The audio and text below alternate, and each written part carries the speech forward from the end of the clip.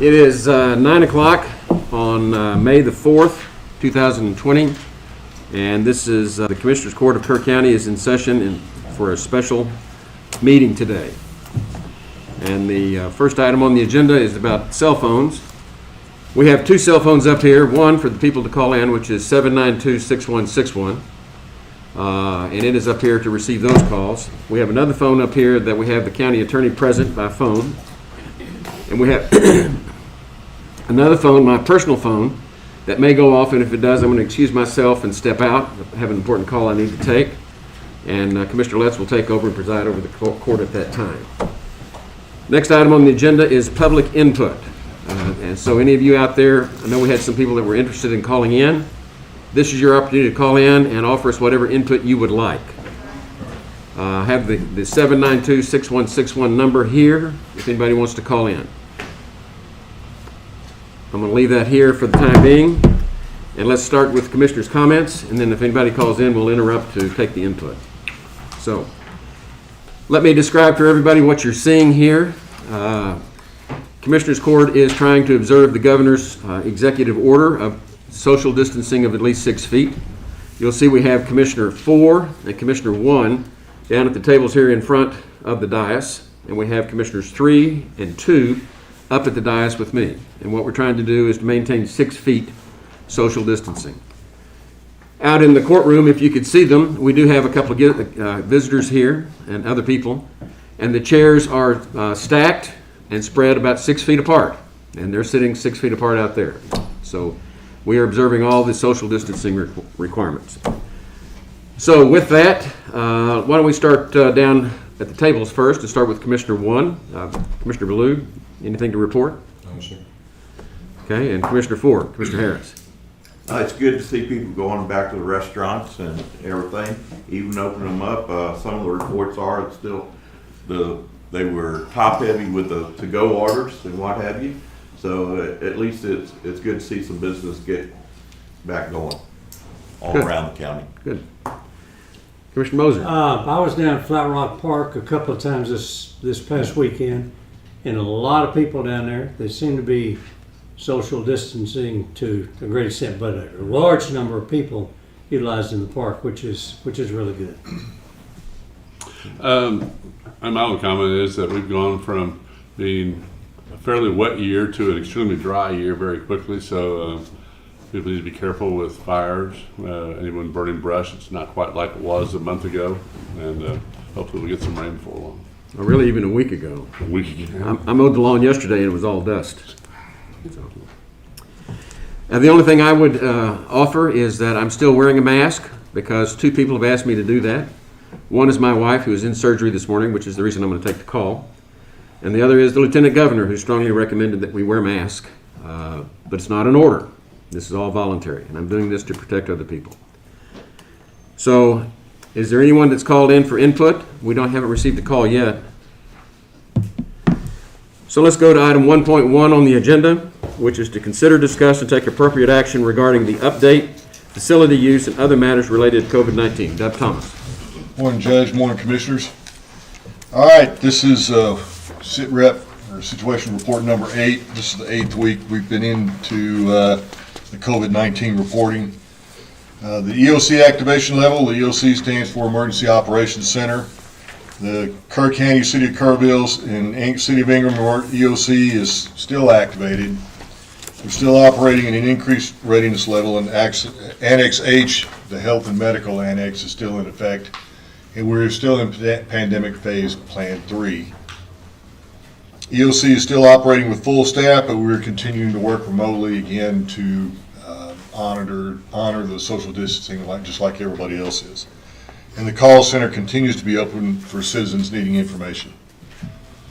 Our current situation: on April 27th, Governor Abbott announced the first phase of the plan to open Texas while minimizing the spread of COVID-19. Under Phase 1, certain services and activities are allowed to open with limited occupancy, and DSHS, or the Department of State Health Services, also released some minimum standard health protocols. April 17th, a couple weeks ago, Governor Abbott issued the executive order to provide Texas with an outline for reopening the state. Y'all have seen this before, starting at 12:01 a.m. Friday. All retail services that are not essential, we're able to provide services through pickup, delivery by mail, etc. Most of that is moot now that he has started the reopening of Texas Phase 1. Our COVID-19 continues to spread according to DSHS and the CDC. You have there the numbers for you that were effective or updated as of yesterday at 11:45 for Texas. Texas has had 31,548 total cases. The United States 1.1 million, 3.5 million worldwide. Total deaths for Texas 867, United States 665,735, 248,000 worldwide. Total recovered for Texas is 15,544. I still think that's an outstanding number and needs to be stressed more than the number of people affected or deaths. USA is 178,671 people have recovered. Worldwide, 1.1 million, actually over 1.1 now. Testing continues in the state. So far, the state of Texas has run 390,560 tests. Private labs have run 377,000 of those. Public labs, a little over 13,000. The surrounding counties, these are total cases as of yesterday that they've had. Kendall County has had 16. Medina County has had 20 with 2 fatalities. Llano 3, Blanco 6. Burnett bumped up 4 or 5 cases to 19. Kirk County has had 5, Gillespie 3, and Bandera 6. For the Department of State Health Services Region 8, for which Kirk County is a member of, they've had 885 active cases, 950 people have recovered, and 72 deaths. Hey, Doug, Yes, sir. and maybe you're going to get to it, but when you go through the statistics of deaths, recovered, testing, could you just add Kirk County to that? Because you've got the world, USA, Texas, just add another column or another Sure. entry of Kirk County. Kirk County, That's what people are really interested at the current time, Kirk County still has 1 active case and 4 recovered. in. Okay, if you could just add that, that would be. Yeah, I can start that'd be adding that. great. Yes, sir. Perfect. Doug, do you have any details on Mason County? Just what the sheriff informed me about this morning is they've got, what, 24 cases. Most of those were out of the courthouse and the municipal, City-county meeting. from a city-county meeting. It just exploded over there. That's the only information I've got. And Dub, do you know the counties, I know over half the counties in the state, the governor said, had 5 or fewer positive cases, and were able to expand their opening capacity from 25% to 50%. From what I can tell, and I don't know if you know all of the counties that were able to expand to 50%, it looks like Kirk County is the largest by population of all the counties that opened 50%. I wouldn't know that, Judge. I'd have to look at them, but there are a lot of Texas counties that were able to open because they had less than 5. Well, if you would look into that, because I think if that's the case, I'm very proud that we're the biggest county that was able to open up 50% because we had 5 or fewer. Well, I'm just glad we were able to do it. Yes, sir. Thank you. Deb, go back to one thing that's on businesses, belt, pennies and things like that. What's the status of that? Is that just curbside?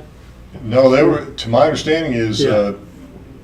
they can open, but there's supposed to be still 50%. Oh, okay, so 25%. That was my basically, understanding. I just but- think it's important to let the public know Well, that. it's So 25%, but we filed the attestation, the attesting to the fact that we've had 5 or fewer cases. Yeah, okay, good deal. And we had all these other checks and protocols in place that allowed us to open to more than 50%. So as long as I don't know how they're monitoring it, but 50% of their capacity for that particular building.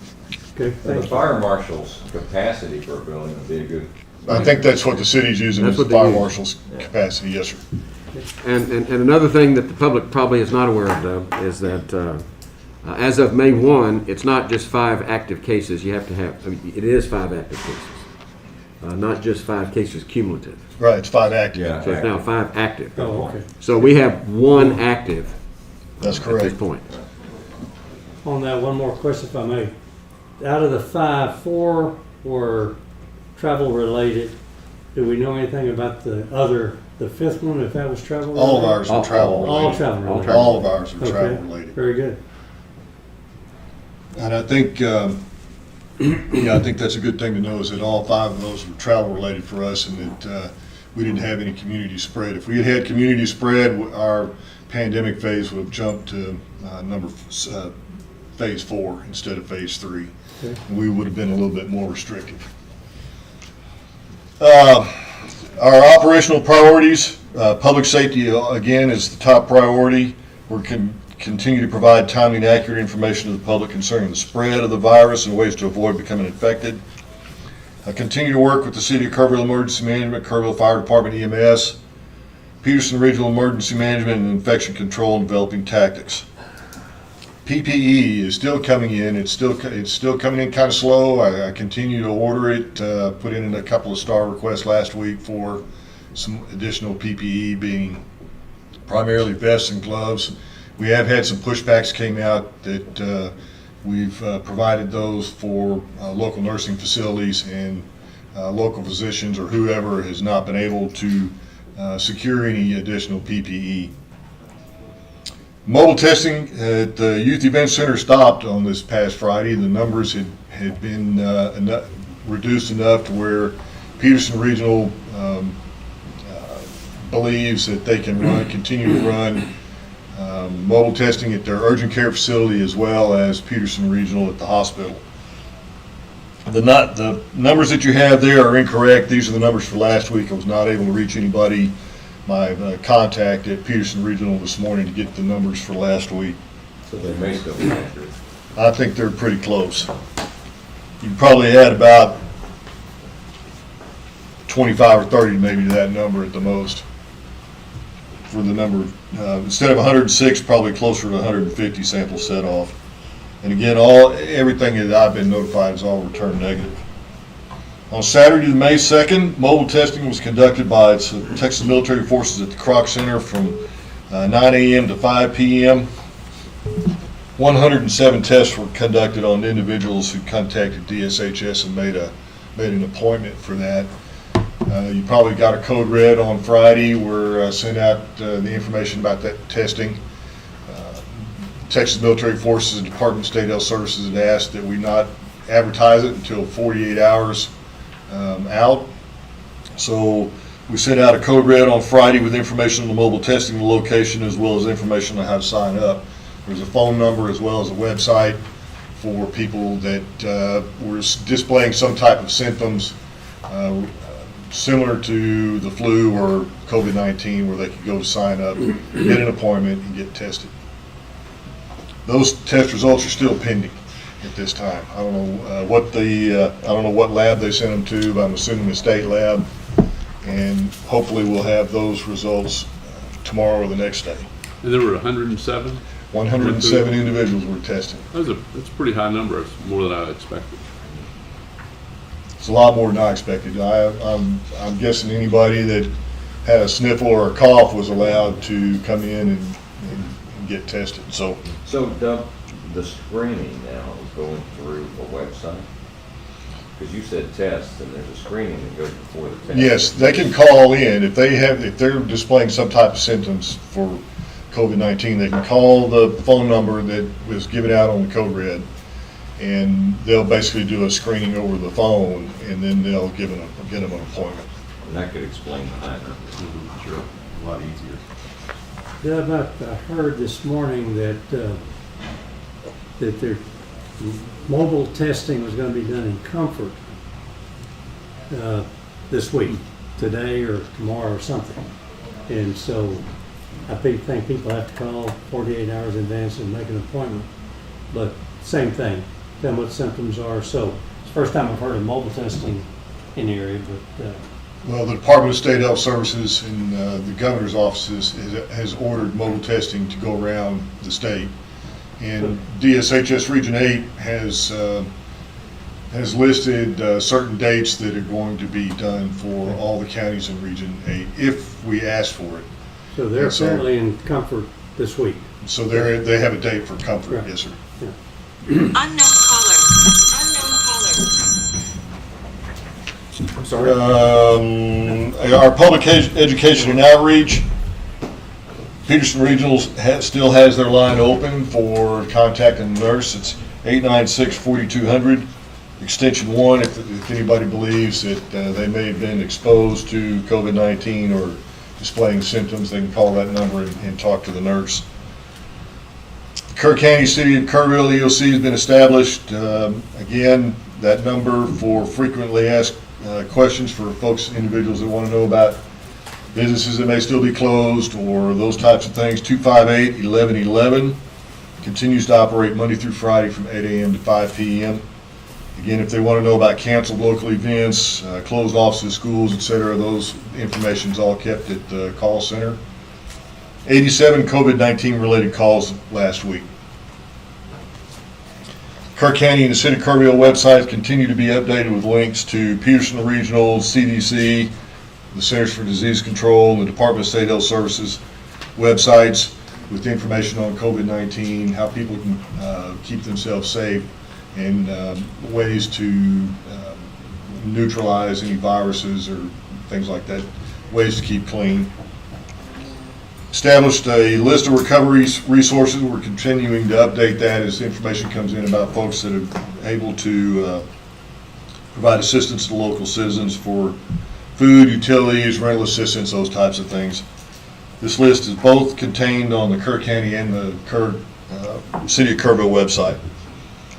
And then the last bullet there is, again, the Small Business Administration continues to provide disaster loans. Their economic injury disaster loan provides up to $2 million of assistance to folks. There's a website that they can go to and click on the link for assistance and apply. Any questions on anything? Good report. Thank you, Jeff. Thank you all. All right, we go to item 1.2, consider, discuss, take appropriate action regarding the local state of disaster due to a public health and economic emergency proclamation that was signed by Judge Kelly on March 24th, 2020, and extended until terminated by order of this Kerr County Commissioners Court on March 30th, 2020. I don't really think we need any action on this. It's just going to continue under that state of emergency that was declared by the judge, as stated. And our emergency, basically, we're just following the governor's guidelines. I think one of the reasons it came out the other day too is the fact that the declaration has been established.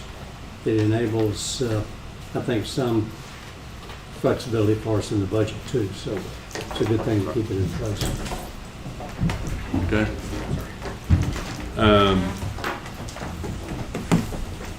Judge, we're just getting ready to go to item 1.3 with no action on item 1.2. Okay. So 1.3 is consider, discuss, and take appropriate action regarding Kerr County attestation that was filed with the Department of State Health Services on April the 30th. We mentioned that earlier. Last Thursday, Last Thursday, I filed an attestation at 8 o'clock in the morning with DSHS that Kerr County had 5 or fewer positive COVID-19 cases. And by the afternoon, we'd received confirmation back from them that we were approved and qualified for our opening capacity to be expanded from 25% to 50%. And that was done last week. And at this point, there's a kind of a complicated formula as to whether or not we lose the ability to stay open to 50%. Not going to go into all the detail on that, but it looks pretty certain that we're not going to be closed back down to 25% unless we have a significant outbreak. So I think that's good news for Kerr County. Any other discussion about that? I think it's for the public just to know the attestation that you signed last week.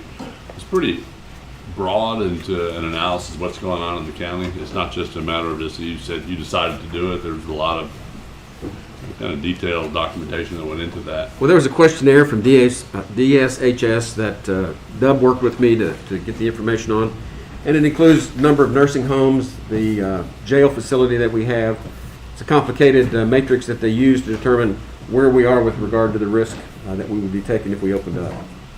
So, So, but that's what the public know. It wasn't just a quick decision. It was an analysis of the county-wide situation. no. And as best I can tell, as I mentioned earlier, for those that didn't hear it, it looks like that Kerr County may be the largest county population-wise that was able to open up to 50%. And so that's quite an accomplishment for the DSHS says we have 57,000 people here. I don't know if we have 57,000, but I think with West Kerr County right now, we probably have over that. But be that as it may. But that's still quite an accomplishment to be, of all the counties that were able to open up, we were the most populated county to be able to do it. So I'm very proud of the way we handled things, and especially commend Dub for the way he's handled this emergency situation. Next item on the agenda is 1.4. Consider, discuss, and take appropriate action to approve the Office of the Governor's Criminal Justice Division Coronavirus Emergency Supplement Funding Grant intent to apply. James Robles. Good morning. Yes, through our ACOG, there's additional coronavirus emergency supplemental funding. This is a no match requirement grant. And before you today is just a letter of intent to apply for the grant.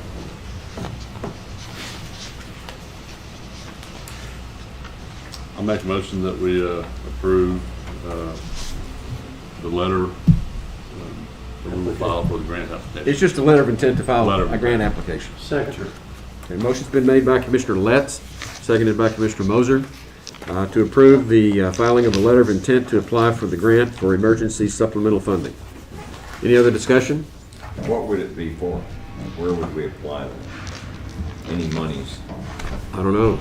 This is going to be through the ACOG, and it'll be for reimbursements or protective personal equipment, overtime for our law Have we had enforcement. that? I'm sorry? Do we have? I believe our sheriff is keeping track of the overtime, and we. And Dub's got the Sheriff Fairholz, we had the whole time that the Peterson was running the outreach deal out at the ag barn, I had an officer out there working security for them. So all of that time and everything, because that took him away from his duties, and they were there. That's all. Part of that would be overtime, and the other part we're looking at, it's not so much direct overtime as it is time that he wasn't doing his normal duties. It took him away from his normal duties totally to do nothing but that for the whole time. So I think, which put us behind on that.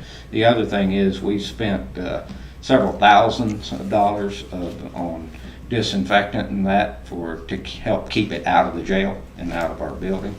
And then we also had to spend a couple thousand more on computer equipment and cameras and that to be able to set up kind of a video conferencing computer Zoom type for inmates and the court and get that going. So yeah, we've had some pretty good expenses on that part that would help reimburse the county for.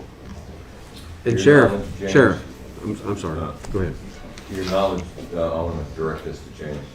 Has every department had additional expenses for do you know? I don't believe every department, no. It's mostly law enforcement related. There's also some equipment that we can get that would help sanitize patrol vehicles because, the thing is, like last night alone, we're still arresting people, we're still putting them in jail. I've got 155 in jail right now, got 30-something from other counties, and we had 5 arrested last night and 1 or 2 released. And we've got inmates scattered in jails all across the state that we're waiting to get picked up, but we're kind of holding off because those jails may have some issues inside their jail. So I'm trying to delay picking those inmates up. And so there's a lot of expense that comes into that and trying to sanitize and keep everything clean. I'd like Well- to make I'm sorry. I was going to also comment that maintenance has. Excuse me, I can't hear you, Jackie. Maintenance has supplied many departments with the plexiglass Shields. separators, so I don't know if that would be covered. I'm just wondering. Sure, it would. Good point. So what I wanted to get out in the open is that we have incurred additional expenses that were unforeseen, specifically related to this whole virus thing, so that people don't think that we just automatically apply for something and belly up to the trough. There have been genuine expenses the county wasn't prepared to incur. Well, the county, not prepared isn't exactly the right word. We were prepared, but there definitely were extra expenses, and a lot of them, that weren't so much in the budget for this, because you didn't see this coming. But not that we couldn't do it. And I think maintenance That's all I and mean. us, yeah. It added to your budget. It definitely has added thousands to the budget, trying to keep everything clean. And Sheriff, before you leave, I wanted to note that I did read in the newspaper this weekend, if you can believe what you read in the newspapers, that the jail in San Antonio in Bexar County has had almost 160 positive COVID-19 cases. They had 78 just over the weekend alone jump Right. up. They've had the death of one of their detention officers, and they've got well over 100 inside the jail.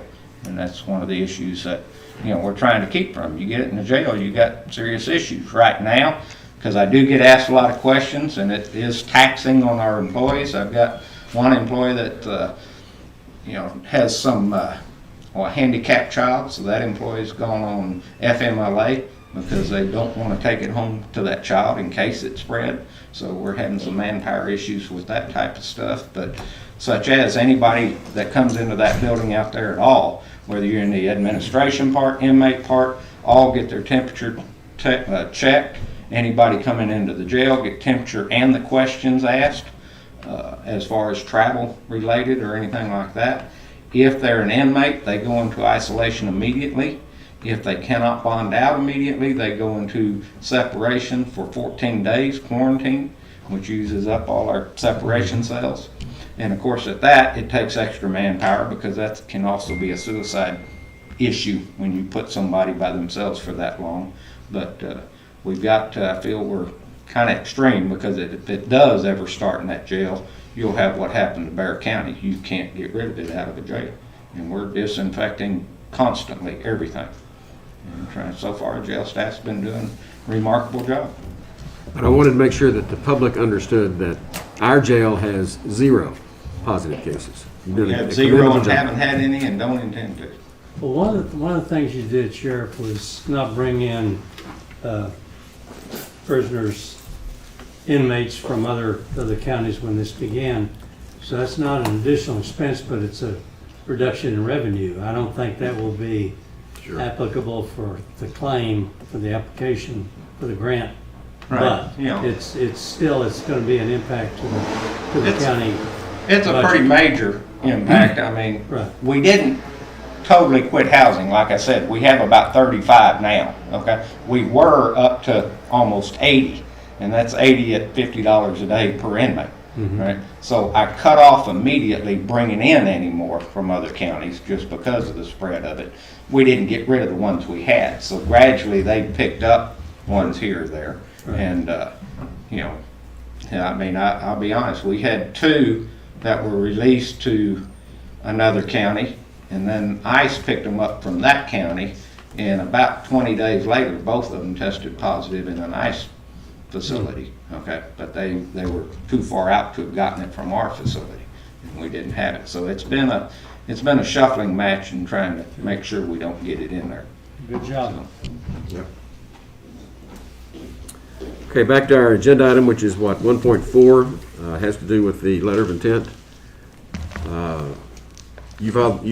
I made the motion and Commissioner Moser second. Okay, so we've got a motion and a second. Is there any other discussion? Those in favor, raise your hand. Unanimous, 5-0. 1.5, consider, discuss, and take appropriate action regarding the interlocal agreement with the UGRA for Guadalupe River crossing patrols. And I see Mr. Buck is here in the courtroom with us today. I'll make a brief introduction, then turn it over to Mr. Buck. We've had an interlocal agreement with UGRA for a number of years. 2018 first. 2018, where we are, our constables or deputy constables go out and do patrols on weekends, usually on their own time, and UGRA pays them directly, and the county participates by allowing the constables or deputy constables to use county vehicles. And that's the reason that there's an interlocal agreement, because they're using it. And it's been a very successful program. I talked to Director Gibbons about it. He says that he and Sean are the two that do it. They both like doing it. They think that it would be not effective if they did not go in county vehicles, because they drive up and people straighten up. And I think Ray can go into the purpose of it and how it got started a little bit. They don't get shoved in the river? I saw that one. State, yeah, state. And Commissioner Les, this is on their time. Yes. Yes. Exactly. Mr. Buck? It's been a very successful program, and certainly appreciate the county partnering with us on it. We started taking collecting data in 2010. We cleaned up 15 river crossings throughout the county on an annual basis. UDRA pays for that. We have a contractor who does that. 2010, we collected about 13,000 pounds. We actually weigh it, measure it before we take it to the dump. It peaked. It went up every year until 2017, where it peaked at 43,000 pounds. But I'm happy to note that in 2018, it dropped to about 33. And then last year, it dropped down to about 28. We can't say for sure that the litter patrol is making that big an impact, but anecdotally, I do think it is making an impact, because they're at 3 different rivers crossing: Brinks, Ingram, and which one am I missing? Are they Schumacher? Brinks, Ingram. Or I'm missing one. Sorry. maybe Center Point. Could be Center Yeah, Point. Center Point, I think. So we got three crossing. Yes, Brinks, Hunt, and And Center Ingram. Point. Oh, Ingram. Yes, sir. So, but I do think it's effective. I think the staff that's out there do a great job. We've had a lot of good reports from them. They're very courteous. They come out in their uniform, and they actually take bags with them, and they ask the people that are using the facilities, the river, the bank, or what have you, and they say, pack it in, pack it out. That's our message: pack it in, pack it out. So once again, just a brief summary, but thank you for your participation. I hope you approve this. Do they also patrol the crossings other than at those 3? No, sir. We've concentrated on those 3 because at the amount that we're paying per hour, we want to maximize the amount of time they're at one place. Because I think sometimes they sit and watch. They have to observe and see what people are doing. So that's the most cost-effective way to do it, rather than spreading them so thin. It has seemed that way. Okay, good. But it's been a good program. It's a win-win, the minimal cost to the county, and it's definitely a benefit to all taxpayers. And I'll make a motion to approve the agreement as submitted. Second. Motion's been made by Commissioner Letts and seconded by Commissioner Moser to approve the interlocal agreement with UGRA on the Guadalupe River crossing patrols. Any further discussion? Those in favor, raise your hand. Unanimous, 5-0. Thank you, Mr. Buck. Thank you. Item 1.6, consider, discuss, and take appropriate action regarding the recycle trailers. Commissioner Harris. All right, I'm gonna have Shane come in here for maintenance and discuss this a little bit. Last week, when I first put this on the agenda, I wanted to talk about getting back to our routine of taking the trailers out. We suspended taking them to the different locations. Once we put it on the agenda, we found out, we got notice from that the city was going to discontinue taking the recycling out there at the landfill. Now, Shane's got some more information this morning, so go ahead, Shane. All right, the recycle center or the transfer station where we take our trailers, that is still open to the county, and we'll still be able to do that. No problems there, and from what I understand, no charge, or it is still free like it was before.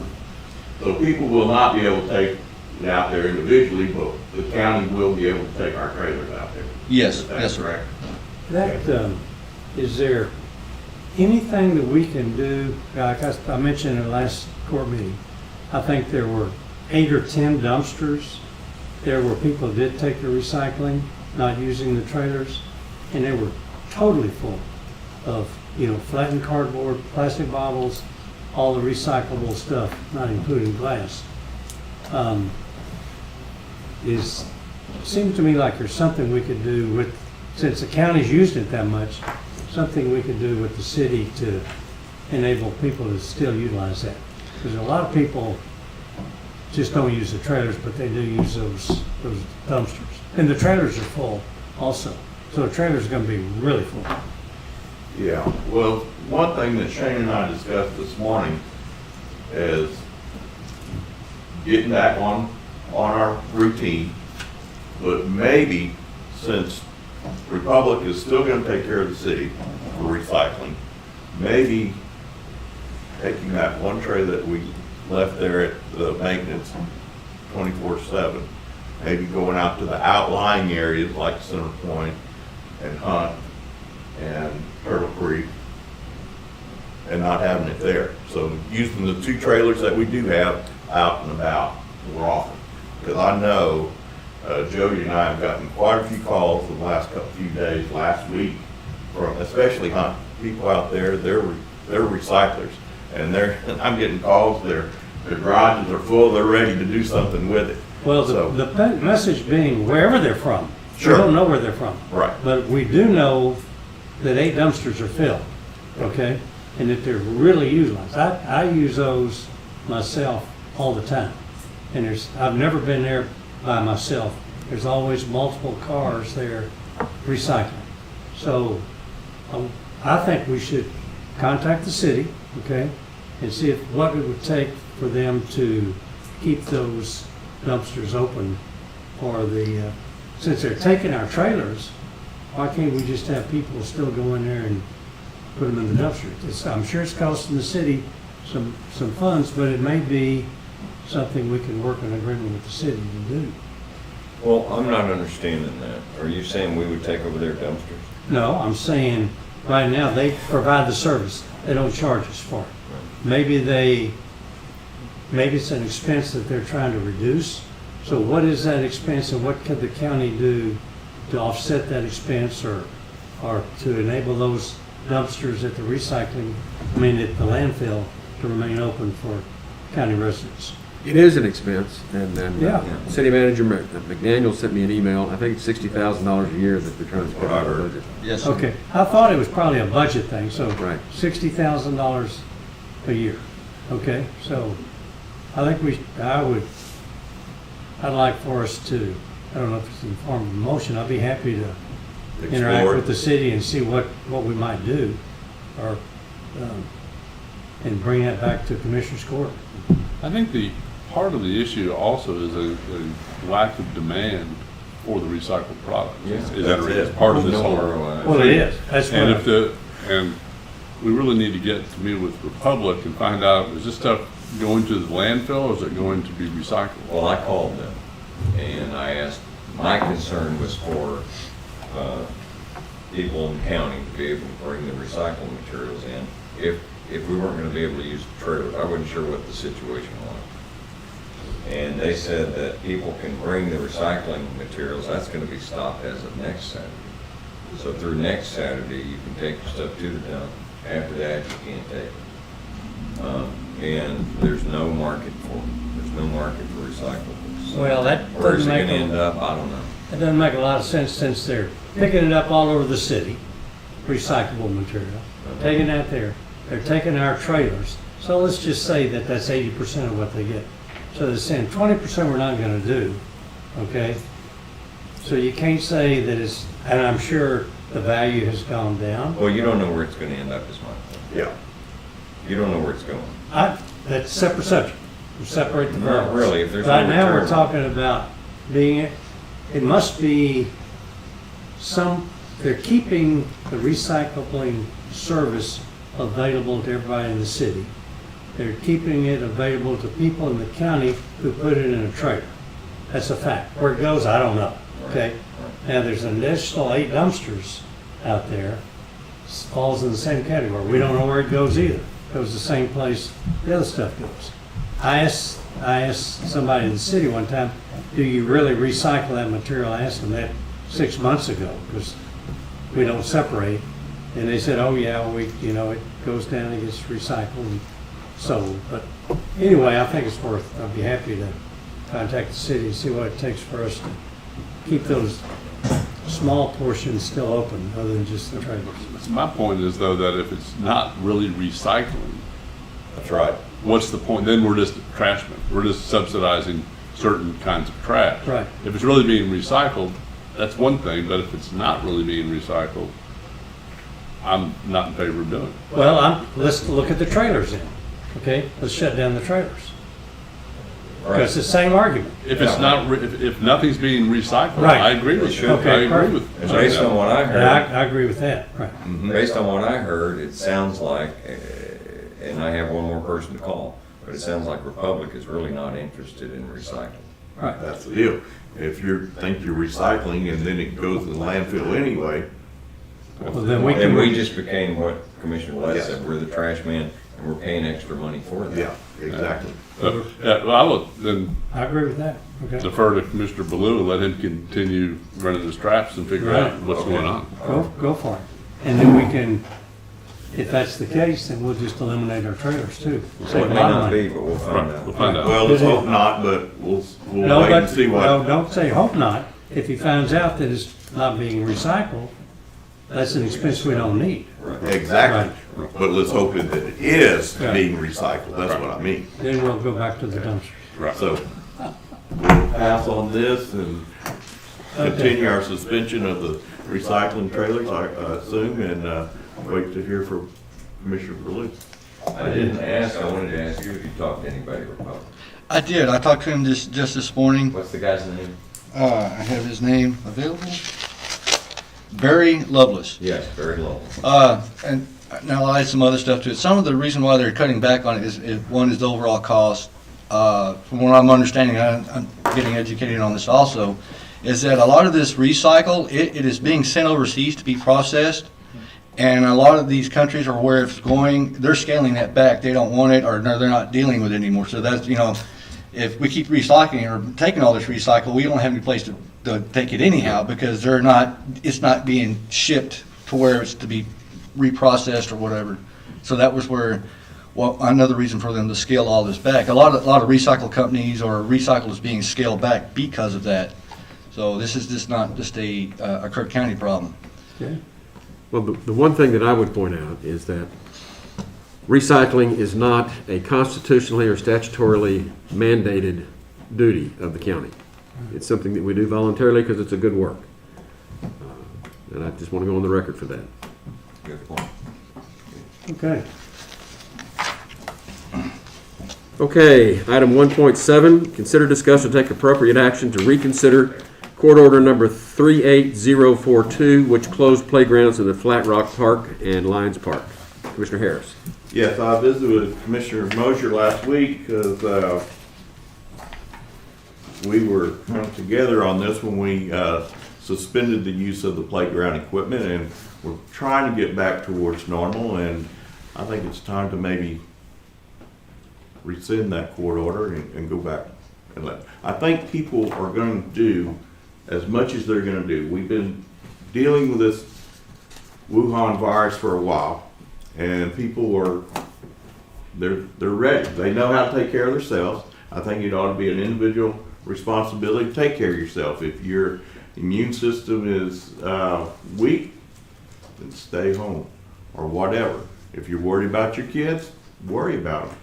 But I think it's time. Mr.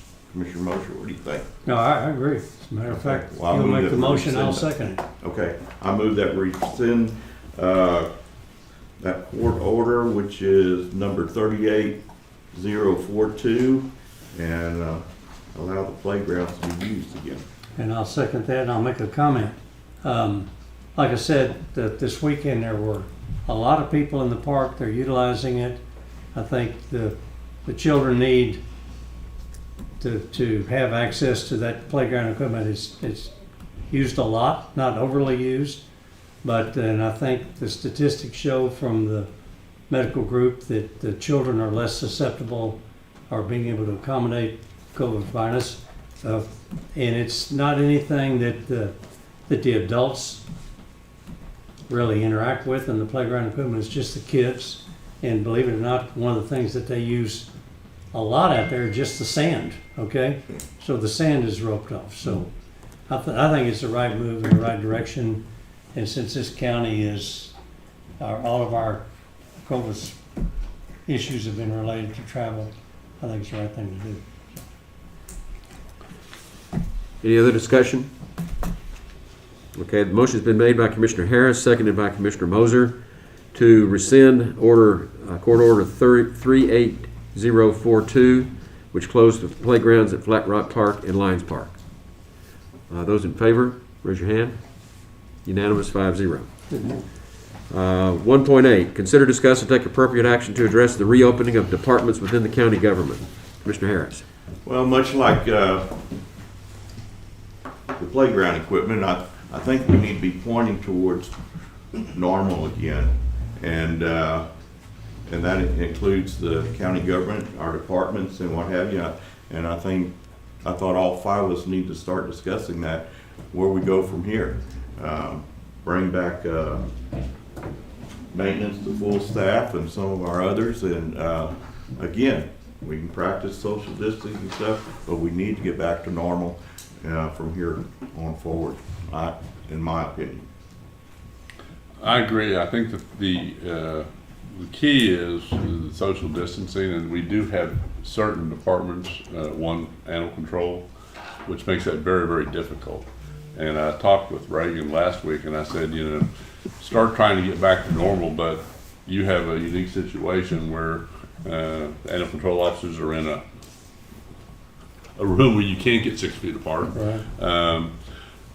But at the same time, try to get back to normal best you can, and he is doing that, which will mean also starting to take more animal intakes back in as the surrenders start opening up. He is probably going to limit the volunteers for the time being for the same social distancing reason, but he's already doing it. But I think that all the county departments should, get back to. I think we don't need to be like. I think a good example would be OSSF. They were in their individual offices. They can be back to full staff in my mind. So, but then on the other side, you have HR, where as soon as while that construction's undergoing, it's pretty crowded. It can be. So as soon as that is finished, they can get back to full staff. So it's a little bit of discretion, but I agree totally. Sure. Get back to regular operations. And I guess And there are places, you mentioned the proximity, IT is an example, everybody in one little room, so they'd have to use best judgment. And I guess we still have some situations with school not being in operational. Some of the members of the staff are still working that, so they're working remotely. So it's not saying they can't do that. Or are we saying that? We're saying that everybody needs to be here, or we're allowing people to work remotely? Well, like I pointed out, I want to be heading in that direction to normal. There are going to be some. I'm sorry. There are going to be some bumps in the road. I still think people need to take care of their own self, be responsible for themselves. If they have a weakened immune system or something, they need to realize that, and it's up to them. But I just think we need to be clear what we're telling the staff. Well, why don't we do this the way we started? We started by letting department heads determine this and talking to their staff, and then we could go back that same direction. That's good. That makes sense. That's okay. Yeah. Good. Let department heads decide. And I think I'd encourage the liaisons to visit with each of the department, and then in our next meeting, we can have an update as to How we're going to do it. what the operations are in the various I think departments. that's a good way to do it. Okay, cool. So we'll. If I can add that if department heads have questions about that childcare that Commissioner Harris, I think, just pointed out, or maybe it was Mosier, they can contact Jennifer Doss, our HR director. She's got a list compiled that has guidance about the federal protections for people who don't have childcare right now. Okay, good deal. Thanks, Heather. You're welcome. Okay, let's move on to the approval docket. 2.1, pay the bills. All right. Bills for the court today are Kerr County $532,984.91. Airport $272.30. Adult probation $2,378.51. And 198th District Attorney forfeiture, $147.72. Move to pay the bills. Second. Motion's been made by Commissioner Moser, seconded by Commissioner Baloo to pay the bills as presented. Any other discussion? Those in favor, raise your hand. Unanimous, 5-0. Okay. Item 2.2, budget amendments. There are none. 2.3, late bills. There are none. 2.4, auditor reports. Yes, we do have one for the county treasurer. And that's been submitted to you guys. Do I have a motion to approve the auditor's report on the Make the motion. county treasurer? Second. Motion's been made by Commissioner Baloo, seconded by Commissioner Harris to approve the auditor's report on the treasurer's office. Any other discussion? Those in favor, raise your hand. Unanimous, 5-0. Judge, before we go back on the bills, just a quick question. Yes, sir. Looks like we bought most of our vehicles that were in the budget. Yes, sir. Are those all in the sheriff, or are they elsewhere too? I believe there was 5 in the sheriff for this particular round, but we did have one for animal control, and there was another one, I think. Okay, just curious. But I believe we, at this point, we purchased all the vehicles we budgeted. Okay, all right, thank you. Okay, item 2.5, monthly reports. Commissioner Harris? Don't have any. Okay. Item 2.6, court orders. Yes, we have the court orders from our April 27th meeting, 38060 through 38068. They're all looked in order. I'll make a motion to approve. Okay, motion's been made by Commissioner Letts, seconded by Commissioner Baloo to approve the court orders as presented. Any other discussion? Those in favor, raise your hand. Unanimous, 5-0. Information agenda, status reports from department heads. Shane? Yes, sir.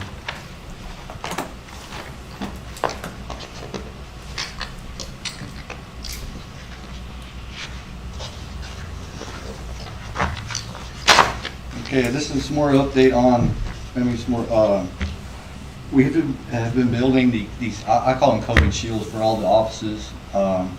So far I've built for the tax office, clerk's office, district clerks, JP4, treasurer's office, JP1, JP3.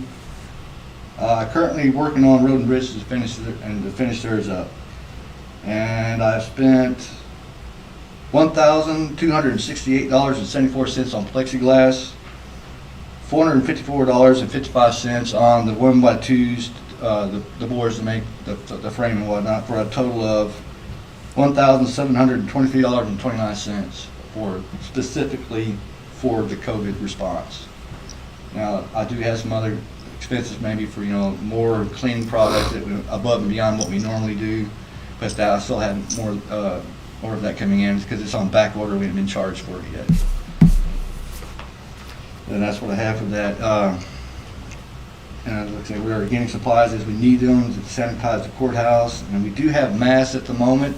I got some at Gibson's for a box of 50. They were $70. We just bought enough to sustain us. We do have some ordered for a lot less, and we'll probably won't get those until the middle of this month, or the end of this month, before we can have those. In HR, I have been running. The building project is not is really so much an issue. I mean, it's just small stuff that we have to finish up. It was a half door. Where my real problem is been able to get my the guys to do the smoke detector installation. I have been dealing with those guys since as far back as March 20th is when he said he was doing the online application or for the permit to do the job. He couldn't use my permit like the plumbers or electricians. They have to have their own permit. And he's supposedly been doing this, or was doing this on March 20th, that's been 6 weeks ago. And March 26th, said he was going to reach out to the fire marshal. I still have not had any actions at this point yet in regards to getting my smoke detector installed and the audio visual that's required by the fire code, because we have 3 people in that office now. Is it the holdup with our contractor, or whoever does our smoke detectors, or the city? I'm thinking it's more with the contractor, because, you know, he's even been out there when we, and looked at the construction work and trying to get an idea where to put stuff, even when we had just wood frames up, and that's been a while. So, You might mention to our contractor, there's other contractors out there if he doesn't get this fixed. yes, sir. Because it's a hindrance to that office, not being able to. Well, since the public's watching YouTube, I would say that we need to let this contractor know that we're going to replace him if this thing doesn't get finished right away. Okay. All right, I'll pass that information along, because I'm getting kind of frustrated with it, because this should have been done a while back, and I'm still waiting for this to happen with the smoke detector installation and the audio visual. This should have been done a long time ago. And I know it's kind of frustrating the HR staff, because they're, having to work in separate offices, or, and because of spacing, they're having to show up.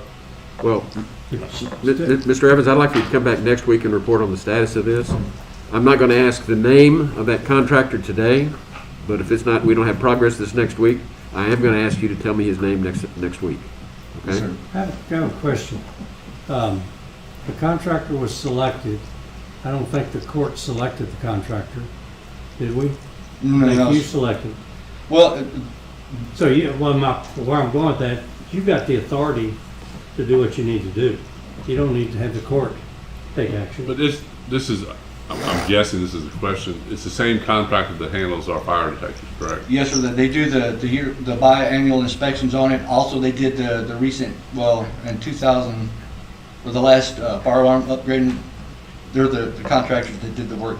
But this isn't a modification to their existing contract yet. Or the modification to their existing system. Well, but it's additional work for them, so they're charging you some way to Yes, do that. Yes, So, they will. well, my point being, it seemed to me like you got the authority to tell them to deliver on the services that are required. I agree that he's got the authority. Right. I'd like for you to invite them to come to the Commissioners Court next week so we can talk to them directly.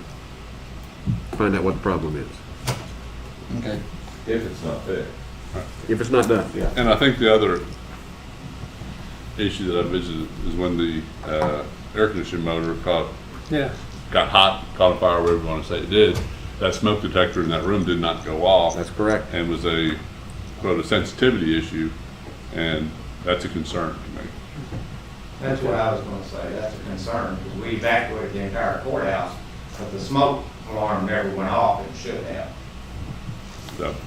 The contractors on my list at the moment. Something didn't get inspected properly. Right. Anyway, Okay. thank you. Shane, can you post it this week on that? All right. Okay. Anything else? Okay. Thank you, Mr. Evans. Thank you. Any other department head reports? Elected official reports? Sheriff. Real quick, Sheriff, if I may, I hear Shane talking about masks. If you need masks, give us a holler. We do have plenty. One thing that was nice, Texas Association of Counties sent out 200 to all of us in the sheriff's offices, and gloves also, so I thought that was good. And through Doug Thomas, our emergency management, we've been able to come up with quite a few masks, a lot of capabilities there. In fact, I've reached out to Mason County just in case they need some. It's a smaller community, and they've got the state involved now, so they probably won't, but they could. The only other thing I would say is if the county offices start opening, the one thing I would recommend, and I'm not a maintenance person, but I do think we need to get maintenance back on staff full-time, because I think there's a lot of wiping down and cleaning and just disinfecting that needs to be done after anybody even touches anything. That's what we're doing out at the sheriff's office, besides the temperature checking, doorknobs, everything get wiped. And I know there's not enough maintenance staff and probably supplies to do that countywide, but I would sure recommend it, because none of us want it to go above that 5 cases, no matter what. That would hurt the businesses too much. Shane told me this morning that they're ready to get back to full staff. Step forward. Can you provide some of those masks here in the courthouse someplace? I have provided some, Yeah, we have that some. they have. I didn't know it, so that's a good thing to know. You're non-essential. Oh, I didn't say that. Well, I agree with that. No. No, that's, yes, well, sir. good, thank you. That's a good thing to have. I But think no, just to we have- have provided some of those, the good N95 ones, but we also have Good some deal. other ones that we use that, And so that the public knows, Texas Association of Counties also delivered hand sanitizer to us. What, about 100 of them or so? 48, 48? the little ones. made by courtesy. No. of- They're made by. They don't want us to advertise that. Oh, Oh, never mind. I'm just No, saying, we were I was able given to strict find, instructions not to tell people who provided this support to us. 'Cause We they couldn't were- Tell by looking they at the Right. bottom. They were provided free. says it on the bottle, but you. we actually have Just drink gallons vodka, of that's it. all you gotta do. But the biggest thing that we found, and it was hard to find at first, and people don't realize, is the copy machines. Everybody goes in and uses them, okay? You can't just spray them with disinfectant. One of mine did that, and we had that maintenance come out and fix it, the repair guy. But it's the wipes that you can use on them, and those wipes are hard to find. Now, we've got tubs that have, 1,000 of them in it. We were able to find and get large, but, it is something that needs to be looked at. And it's not just maintenance people. We have our own people wiping down everything and doing it after anyone else touches it. Right. So, Very good, thank you. Any other elected official reports? Liaison commissioner reports. I'd like to Go ahead. I'd like to point out that we had a longtime employee, our county extension agent Roy Walston, retired last week, and because of everything going on, it wasn't a regular celebration or retirement party or anything like that, but he served us well at this county for a long, long time. Brought a lot of good things to recognition to our county, as well as helping produce some very good young people, and he served us well. And hats off to Roy for his. Absolutely. Well, and likewise, Judge Keith Williams retired last week Without a also. doubt. And has been a faithful servant to the county for over a decade. Have some on the Veteran Service Officer. Marty is going to be in training with the Air Force from June 22nd to September the 27th.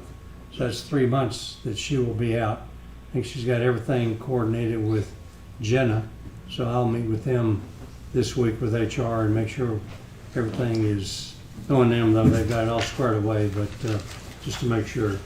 So that's going to be additional workload on Jenna, being a part-time person to carry on that function. And what she's doing is not COVID-19 related, it's just training that is for Marty. And the library is open today with restricted capabilities, but I'm not sure exactly what that is, but It's 50% it's a good thing to know. 50% capacity. Right. Well, that's what it said, but I heard something on some local radio station this morning that it was a little bit different than just 50%. I'm not sure what it is, but anyway, supposedly open. That's all I have. Anything else? Oh, what add one other thing on economic development. The company that's moving forward on possibly locating a significant business in Kerrville is still, in Kerr County is still there. It's been slowed down just a little bit with the COVID-19 thing, but it still has a flashing green light on it, so. The only thing that I would contribute is I do have my proposed budget ready to roll out, but I'm not going to roll it out today because of personal reasons. I'll roll it out later this week, do a public announcement and get copies out to everybody, and then we'll put it on the agenda to discuss next Monday. Okay. our elected officials or department heads, are we going to get a copy of your proposed budget that would affect our individual departments at least, so that we can start preparing also for the budget negotiations? Right. And I think, when do they have access into Encode? I'll have to check the schedule. I believe it's next week. Yeah, it's next. I think you have access to Encode But next I week. don't know if it's going to show on there when you pull it up, the proposed budget, is it? Should. We'll have to show us how to get to it so we can see what they're doing, because right now it just shows what was approved last Not year. what they, it's what he. And it's just proposed. Right. And I agree, but we. I will give you a preview of coming attractions that we're within $12,000 of a balanced budget this year, is what I'm proposing. So that's from 2.7 million deficit, was 2.7 million deficit last year to 12,000 deficit this year. Less than 12,000. Is what But I'm it is a proposing. different year. Most years, there's not a proposal on file until all that ends, so that's why this year's a little different, the way you're doing it, Judge, we'd like to see it. And we're doing like the other counties do it, so. We're Coming trying. soon. I want to remind everybody tomorrow's Cinco de Mayo, so shoot off your fireworks. Okay. There's no. Buy some fireworks. We are going to have some discussion in executive session, is that correct?